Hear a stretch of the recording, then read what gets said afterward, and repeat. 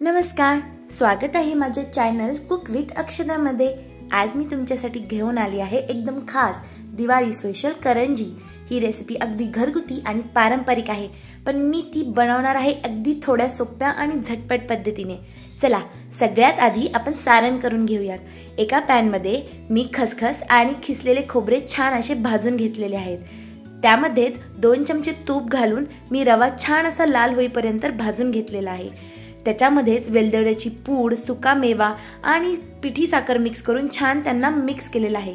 बस, आपलं सारण तयार आहे। चला, आता तोपर्यंत आपण त्याचं पीठ मळून घेऊया।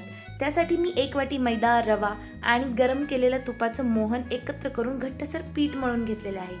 थोडंसं झाकून ठेवूयात 15 ते 20 मिनिटं। आता पिठाचे छोटे गोळे करून त्याची पुरी लाटून घेऊया। त्यावरती 1 चमचा सारण ठेवू आणि अर्धवट दुमडून कडात दाबून घेऊया। जसं साचं असेल त्यात दाबून सुंदर आकार देऊया।